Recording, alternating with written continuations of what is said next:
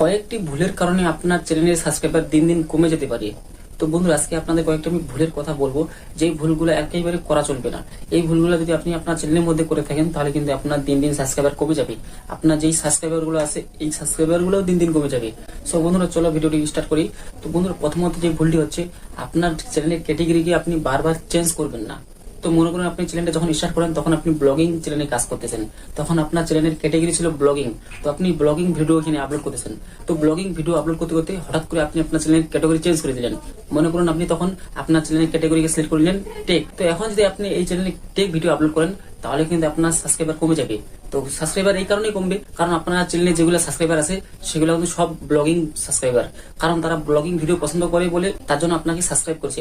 আর এখন যদি আপনি আপনার চ্যানেলের ক্যাটাগরিকে চেঞ্জ করে দিয়ে এখন আপনি এখানে অন্য ক্যাটাগরি ভিডিও আপলোড করতে থাকেন, তাহলে কিন্তু আপনার সেই সাবস্ক্রাইবার গুলো আপনার চ্যানেলকে আনসাবস্ক্রাইব করে দিবে। তো এটা হচ্ছে প্রথমত। আর দ্বিতীয়ত, আপনি একই চ্যানেলে বিভিন্ন রকমের ভিডিও আপলোড করতে পারবেন না। একদিন ব্লগিং ভিডিও, আরেকদিন এন্টারটেনমেন্ট, আর একদিন টেক ভিডিও, এরকম ভিডিও আপনি আপলোড করতে পারবেন না। তো এরকম যদি আপনি আপনার চ্যানেলে বিভিন্ন রকমের ভিডিও আপলোড করেন, তাহলে কি ইউটিউব কি করবে? আপনার ভিডিওকে ইমপ্রেশন ঠিক মতো পাঠাবে না। কারণ ইউটিউবে যে অ্যালগোরিদম আছে, এটা কিন্তু তখন ঠিক মতো কাজ করবে না। কারণ আপনার ভিডিও একদিন একরকম হচ্ছে, আরেকদিন আরেক রকম হচ্ছে। তো এই জন্য কিন্তু তখন ইউটিউব আপনার ভিডিওকে ঠিক মতো ইমপ্রেশনে পাঠাবে না।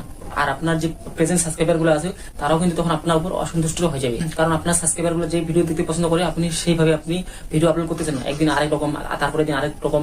তো এই জন্য আপনার যে প্রেজেন্ট সাবস্ক্রাইবার গুলো আছে, ওগুলো কিন্তু তখন আপনাকে আনসাবস্ক্রাইব করতে বাধ্য হবে। তো এই জন্য বন্ধুরা, যখন আপনি কোনো চ্যানেল তৈরি করবেন, তো তৈরি করার আগে আপনি ডিসাইড করবেন যে আপনি কোন চ্যানেল তৈরি করতে যাচ্ছেন, কোন ক্যাটাগরি ভিডিও আপলোড করতে যাচ্ছেন। এটা আপনি ডিসাইড করে নেবেন।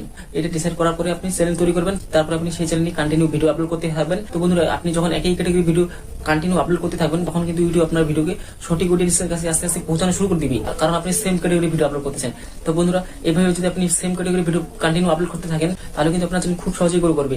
কারণ ইউটিউবে যে অ্যালগরিদম আছে, সেই অ্যালগরিদমটা কিন্তু কন্টিনিউ একইভাবে কাজ করতে থাকবে। তো এইভাবে কিন্তু আস্তে আস্তে আপনার চ্যানেল তখন গ্রো করে যাবে, আপনার ভিডিওতে তখন ভিউজ আসা শুরু করে দিবে। তো এই জন্য বন্ধুরা, যখন আপনি কোনো চ্যানেল তৈরি করবেন, চ্যানেলটিকে তৈরি করার আগে আপনি ডিসাইড করবেন, তারপরে আপনি সেই চ্যানেলকে তৈরি করে কন্টিনিউ কাজ করতে থাকবেন। তো আশা করি আজকে ভিডিওটি খুব ভালো লেগেছে। যদি ভালো লাগে থাকে, তাহলে ভিডিওটিকে লাইক করে দিয়ে চ্যানেলটিকে সাবস্ক্রাইব করবেন।